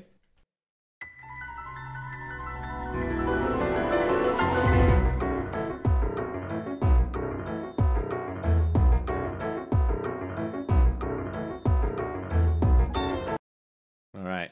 Well, Alex and Throwing a guess out there. Throwing a guess. Alex got it. Oh, and Casey, the correct answer is Breath of the Wild, and this is when you see a guardian, right? Yep. Okay, music. yeah.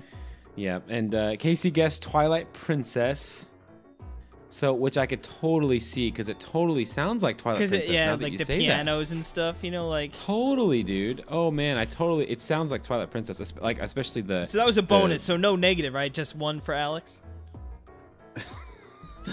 Is that how we're playing it? I mean, if you want to give me the negative, that's fine too.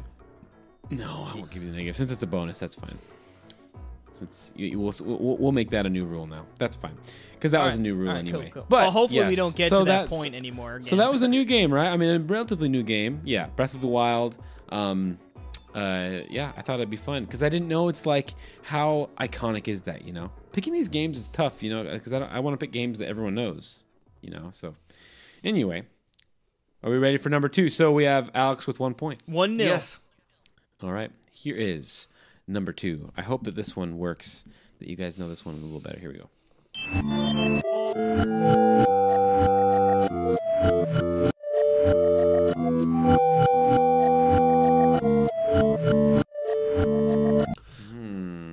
Boom! Shakalaka. It sounds so familiar, and I'm sure I've played the game it's from, but I don't know which one it is. Well, that's okay. Casey has guessed, and he got it correct. So he has 3 points on the board. Baby. Yeah, good job, Eat Casey. that, Alex. But Alex, if I you can don't get it on wanna. this next, Alex, if you can get it on this next one, then you will be caught up with him. So are you ready for the next one? Yes. All right.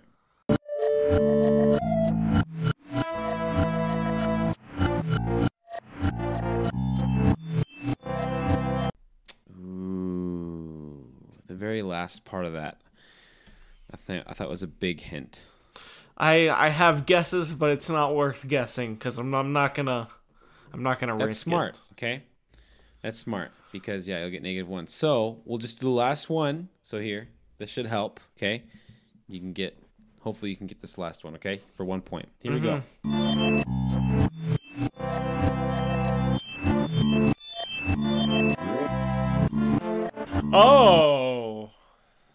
Oh boy, I know this one.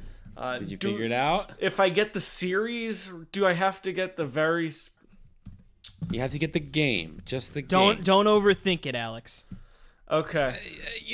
Oh, Casey. No, that's okay. That was a nice. That was a brotherly hint, Case. I like that. Yes, and you got it right. And it is Yoshi's Island. That is the underground theme from Yoshi's Island. Yep. So now they're all playing. Now they're all listening to that right now. So yeah, that's Am I ruining the music now? No, you're fine. No, I'll just mute you. Don't worry. So 3-2. Good job. Yeah. So yeah, 3-2, right? And now we're on our third game. By the way, Yoshi's Island, I love that game. Oh, fantastic game. I mean, one of the best. One of the most beautiful games of all time. What a timeless game. Anyway, except for the. That's actually pretty good. Thank you. Yeah, well, I heard it a lot as a child. Voice actor? Yes, I did. I wonder if Charles Martinet did that. Yeah, can you imagine? Because really, he wasn't the. That's the first Mario voice actor, right? For the games, because he came on 64.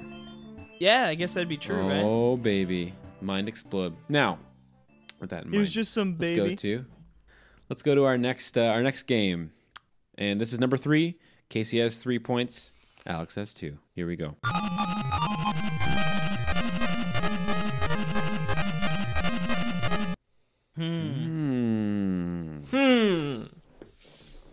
Yeah, I'm gonna need another one, personally. Yeah, me too. All right, well then let's go straight into hint number 2 for 2 points.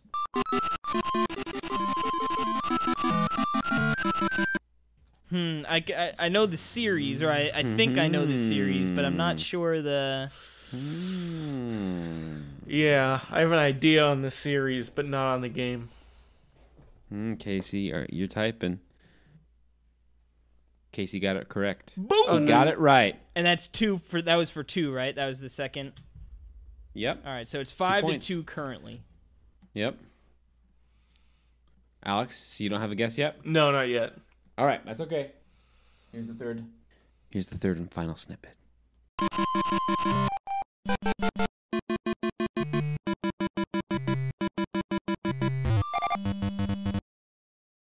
All right. I have a guess, but I'm not sure. It might net you -1. Yeah, I won't guess. Okay. Now it is over then. What do you think it is, though, Alex? Wait, what was your guess? I think it's a Kirby game. My guess was going to be Kirby's Adventure. Ah, good, because it was Kirby's Dream Land. Oh, nice. Yep. Kirby's Dream Land. Mine, so, I was gonna... If I got Dreamland wrong, I was just not gonna guess anymore. I was like, you know what I mean? I knew it was a Kirby game, and I'm like, I'm just throwing one guess out there, because otherwise I could name a million of these games and just not be right. That was good, though. Yeah. And honestly, I probably, like, if I was you guys, I probably would have said the first Kirby game on the Game Boy. Because there's... otherwise, I wouldn't have, like, Kirby's Adventure, right? Or Dreamland. I don't know. I get those mixed up and stuff. But, all right. So we have Casey at 5, Alex at 2. And now Casey's this is quite the comeback. Game 4, Game number right? 4. All right. Yep, game number 4. I'm interested to see how both of you guys fare on this next one. Oh, goodness. Here is snippet number 1.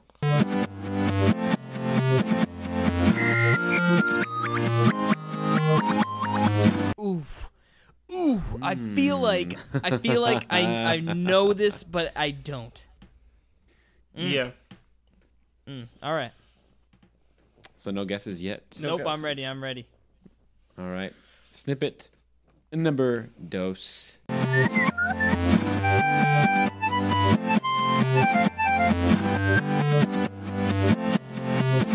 maybe the series, but even then I doubt it.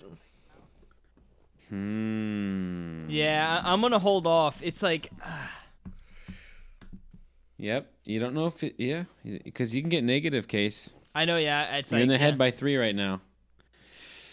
So no guesses after snippet number 2. Nope, I'm It's waiting. okay. All right. That's okay. Here is the last final snippet.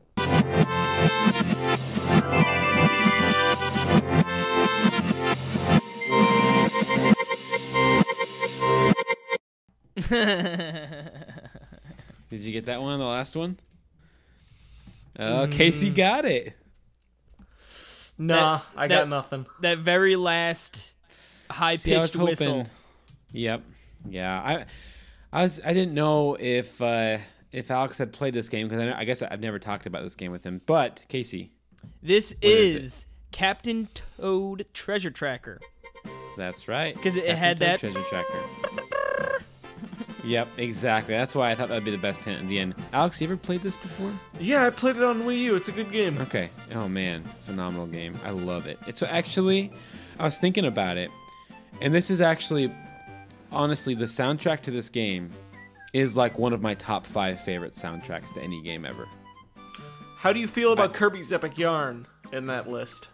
Oh, I love Kirby's Epic Yarn. I mean, it's not like my favorite style, so that's why I don't really Okay. put it up there. But I like appreciate it. Like, I mean, it is unbelievably good. Like, don't get me wrong on that. Okay. But yes, so that pushes Casey up 62. 6 to 2, which means So I should... that. You know what? I'm going to play it true, though. I might be a Okay. little hesitant. You know, like I might not just jump out there and guess any random one. But I'm going to try and get this last one. I'm going to try and run Alright. up the score on that guy from If I- Massachusetts. That's right. Because my teams If I never guess can. if I guess what game it is before you play any songs, can I get 4 points? Yeah. Yes, Is I will it- do that right now. Pokemon Y. No. Can you imagine? He's sorry. like, oh my god. Dude, I actually, I wouldn't have been surprised if you would have guessed this next game. That's kind of a Okay. big hint. But anyway, yes. So here's the next Game one. 5, baby. Game 5.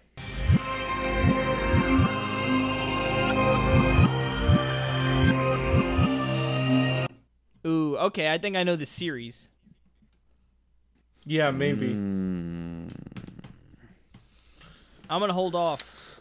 I'm gonna hold off too. Are you sure, Alex? you 'Cause really need to honestly, throw a Hail Mary You have out no there. reason. Yeah, you Alright. should probably guess. But what if he makes 4 incorrect guesses? Well, that'll give me some leeway if you mess this one up. Yeah. Yeah, I mean, there's really no point to not guess, Alex. Is it a Pokemon game? It is not. Okay. Yeah, I have nothing. I think All right. it's... Well, I'm not going to screw it up then. Yeah, do- all right, let's I'll do be snippet quiet. number I'll be 2. quiet. Snippet number 2. I'll trust you in what you're about to say, Casey. After All we're right, done. so now Okay. so now we've got Alex is down to 1, right? So 6 That's to right. 1. 6 to 1. All right. Here's snippet number 2.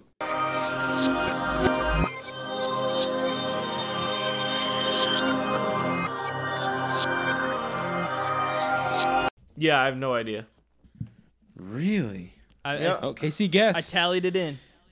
He guessed, and he guessed wrong. Ooh, all right, 5 to 1. Yeah, he guessed wrong. 5 to 1. Could you guess If it- again? I am. Yep. He got it right. Very good. Yes. 7. Woo. What? I guess We'll play just the last before one we. for good measure. Yeah.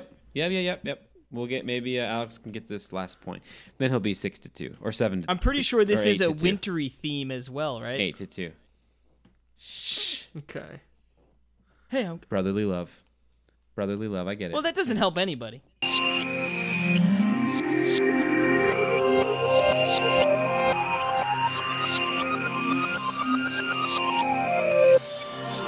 No idea. And highly No idea. anticipated and much a long-awaited sequel to this game, or really a sequel in this franchise, is potentially set to come out in 2019 after many dormant years.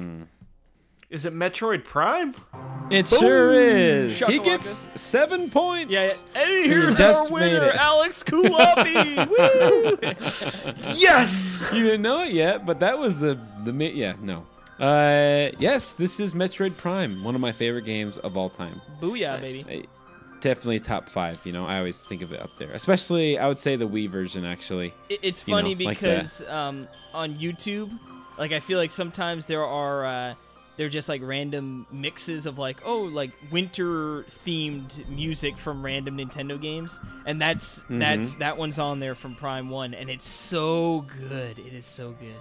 I know, man. Yeah, this is Fendrana Drifts, which Yeah, is it's just to me just, like like, when you get to super that good. part and like that have that big open segment, and it's and just the snow part, you know, and like the sense of wilderness in that game is so good. I mean, I just can't believe how well they nailed that isolated feel in that game. It's so good. I haven't Now, played Alex, this game in so have you- long. Oh man. Have you played it? No. Are Oh, you- I've never played You've through never it. played Metroid Prime? I never played through Metroid Prime. I've always wanted to, but Wow. we were talking about Xenoblade X, how that one could potentially be coming to Switch. I personally feel like the Metroid Prime trilogy has a good shot of making it. It would desperately make hope so much sense. Oh yeah. I feel like It's so good. I feel like we'll be due for a January direct that'll sort of talk about like games like Yoshi, you know, that it's like that has to be. I don't want to say it has to be. I presume it's going to be coming out before E3, you know. So I feel like that would be a good time to be like, hey, and guess what? You could download the trilogy on the eShop for $20 or whatever it is, you know. Oh man. Even It'll though I'd probably like, be nope, 60. Give me the digital. Well, no, because I don't think it'd be that much. Like, Well, this is like, but the thing is, they're not just emulating a Wii game, you know. Like it's not just a virtual console, you know, for $20. It's gonna be you know, it's gonna be able to play on the Switch in handheld mode, you know, probably with it'll probably be dual analog, which will be awesome, I think. yeah, I would you know? love. I would love a great excuse to get back into that. You know, obviously, if Prime 4 does come out, who knows? Maybe at some point we should. I mean, it could be our goal for 2019. Be like trying, like every couple of months, but like, we're gonna play Prime 1, 2, and 3 leading up to the release, presumably of 4. But yeah, I would love to get back into it, especially Prime 1. I do remember playing that back in the day. You know, where if I played it now again, it would feel fresh enough where it was almost a new experience. But I do have like little glimpses that I remember of playing it and just like, yeah, like the world just being so fun to explore and the man. like you said, the atmosphere is so nice. Oh man, I love this game. So yeah, sorry, you know, Alex, I know that this is why we have to get to know each other more. So I know, I could have done Pokemon, right? And the funny thing is, I did Pokemon last game. Well, then God, But I gotta man. give Casey a chance. Gotta give him a chance. You know, Yeah. like Alex would be like, "This is Pokemon Y. This is Pokemon Crystal." But the Japanese version. yeah, it's like wait, This is it only Pokemon included Green. This one. it almost seems like Alex got the song list before the game started. No, This is he baloney. just knows it. Yeah. This is Pokemon. This is Pokemon Blue. No, scratch that. Pokemon Green. Yeah. No, yeah. Then the next song, you're like, this one's Pokemon Blue. Yeah. Yeah. Alex, I'll do an all Pokemon Mystery Reversery sometime, and you will be Okay. on that one. Deal. But yeah, I totally sprung this on him until about 2 minutes before when Casey guessed it correctly. Amen. Like he does. Nothing wrong with that. But we have one more segment left, and that's the Craigslist Roundup. Yep, final one of the year, and I bet, knowing Perry, it's probably a doozy. Craigslist Roundup. It's pretty big doozy. I bought 6 DS lights from one guy. Jeez. 2 silver ones, a pink one, a white one, a black one, and a blue one. And they're all in great condition. Like, no scratches on any of the screens. How crazy is that? That's Iowa, crazy, man, and I'm they all telling work. you, Iowa is like the mecca of Nintendo Craigslist finds. And Perry is the king. I am. Or the Messiah. And Alex, I'm gonna Yes. let you guess. How much do you think I paid for each DS Lite? Ooh, 40. Less. 30? Less. 20. Less. 10? More. 11? 14.25. No, more. 1101. It's $15. I paid $15. 16.73. Yeah. Yeah, this was awesome because I love DS Lites, which is just one of the best systems of all time.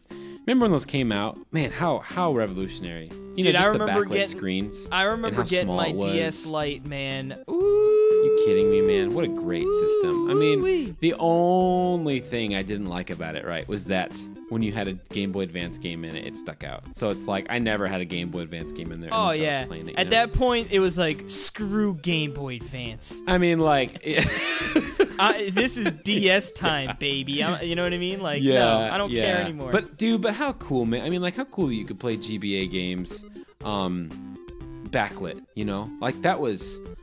You know, they look so nice. I mean, what a crazy Well, yeah, system. because I was just thinking you- about the DS in general. What a crazy system, dude. it was great because you could play those backlit Game Boy games on the SP, but your hands were all cramped up. You know what I mean? It was like you finally got Yeah. that. Oh, baby, like. Well, no. I mean, it was.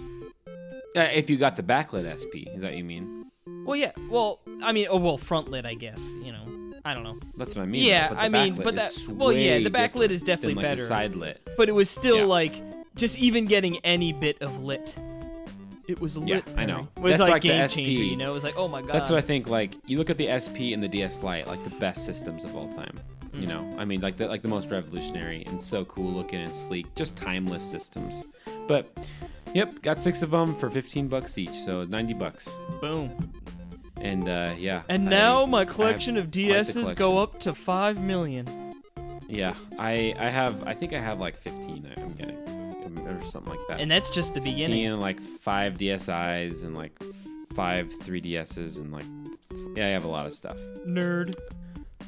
I get them for super cheap I though, know. and they're good gifts. And They're it's good one of gifts for those people. things, I too- gave you one. I know, I'm kidding with you. It's one of those ones too where it's like you get that like so cheap and you're just like, yeah, I could sell these and make some money, but it's also like, but I got it so cheap, I better grow that collection. Yeah, it's that thing, and it's like, and then I just sell them when they're hot, which they will be someday. You know, when the price goes up on them, like when they're in demand. Oh yeah, yeah. When That's it's just how it their is. when it's their turn in Yeah, the retro sun, you know. yeah. But anyway, that's it for my Craigslist roundup, and that's it for our show. Yeah, I believe that's gonna bring her to a close here. The last one of the year. It's in the books. I'm glad that our best friend Alex Culafi could join us. Friend of the show. That's right. The Culafi man, baby. That's me. Yeah. The Jimmy John himself. The James Jonathan. the Jimmy Jonathan, the James Jonathan. Well, himself. yeah, I guess to bring us out here, we of course want to thank Alex for stopping by. Always a pleasure to have you on the show. Always a pleasure to be on the show, gentlemen. And why don't I know we do this rigmarole all the time, but tell the fine folks where they can find you. I believe I saw you've got a new episode of your other podcast popping up, right? Or that just popped out? Yeah, we just started season 2 of 3 Unprepared Men. Podcast seasons are great because they can be your excuse for why you haven't had an episode in a few months. Yeah. Arbitrary seasons. Like, yep, this is the beginning, baby. Yeah, and on that episode, me and 2 of my close friends come up with an advertising campaign for the Take 5 candy bar. So that's something. And yeah, 3 Unprepared Men on SoundCloud. Take Fives are amazing. They're the best. They're the most undervalued brand on planet Earth. Yeah, I they're won't made by lie, Hershey, I though, don't right? know if I've ever had one, and if I did, it hasn't been in a real long time. Dude, it's so funny you bring that up because like a week ago, Jill and I were at some place and I just saw a bag of like fun-sized Take Fives. I'm like, I'm getting that. I haven't had one of these for 13 years. Like that's what it was like. I was like, but I remember having a pretzel in it and it blew my mind when that happened, but I haven't had one since. Yeah. And we had these fun-sized Take Fives and they're so good. They're so salt. They have like peanut butter and they're and chocolate and caramel and Yeah, pretzels. It's the best. Oh, I'll have to, if It I really see is. one, I might have to grab one. yeah. No, they're good. They're good. Anyway, let's stop with these these little conversations. They're You don't want to keep rambling? messing up the outro. Yeah, I love rambling. You're gonna have I'm to a extend rambling that man. music, you know. I was born a rambling man. He's born a rambling man. Don't sing some. Best I had.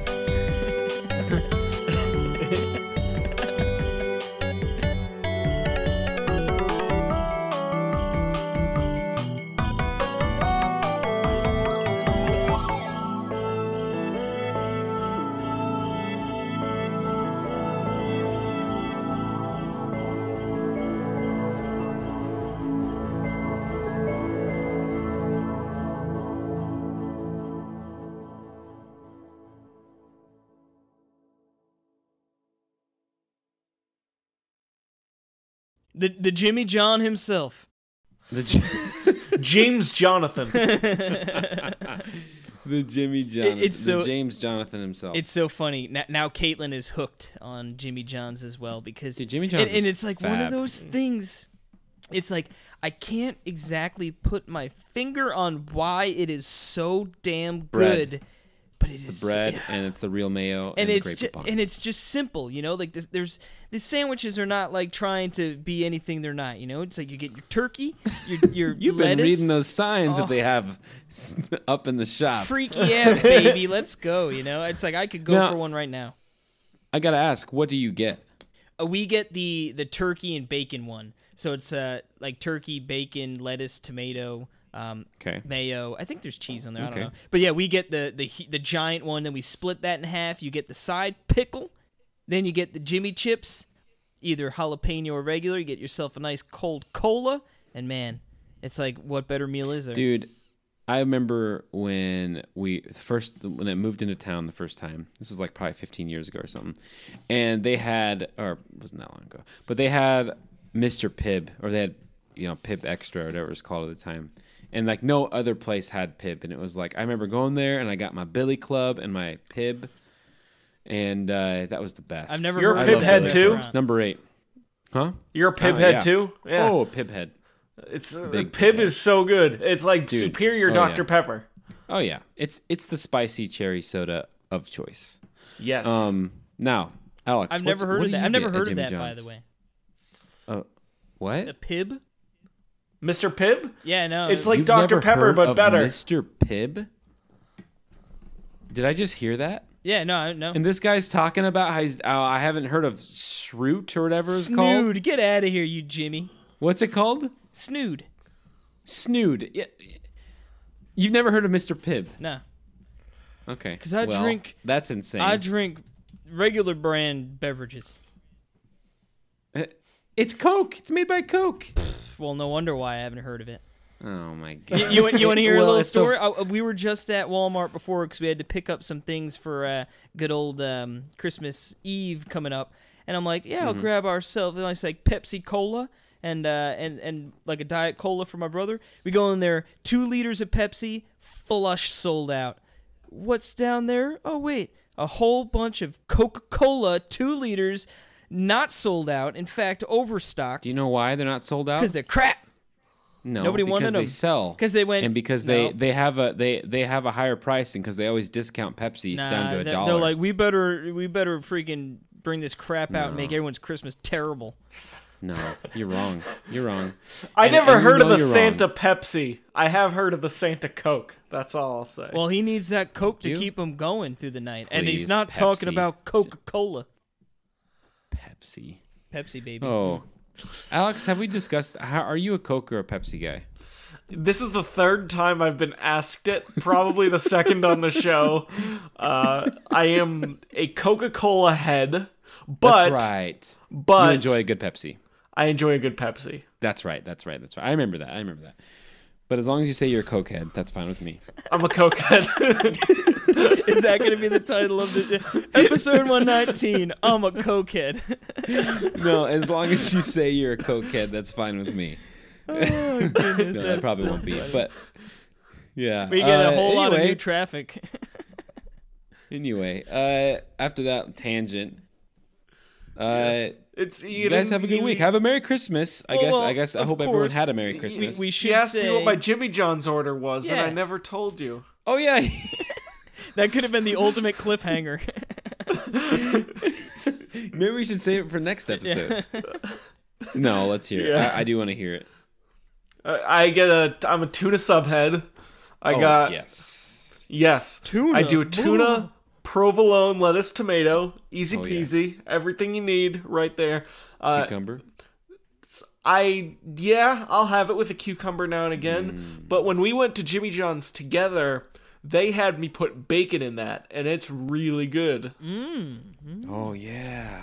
Bacon is, Dude, heck yeah. It just usually makes Universal. everything else a little bit better. So Yeah. Did you ever get Sprouts? Did you guys ever get Sprouts? No. Did you say what was that? I don't know. I if said that- no. No. I was gonna say No. I wasn't know if that was like a yeah or like a oh like disgusted. That's exactly what I was thinking. Blah. Now that's Like, what we should have ended the show what on. was Yeah. that? Whoa. No, Okay. all right. I never Oh, have. dude, Sprouts are amazing. Sprouts are Okay. fantastic. But sometimes they have them in, sometimes they don't. So you can ask if they have Sprouts. I'll ask if they have Sprouts. Do it for me, okay? All right. I'll do it for you. Yep. The tuna. I'm also, that's my second sandwich is the tuna.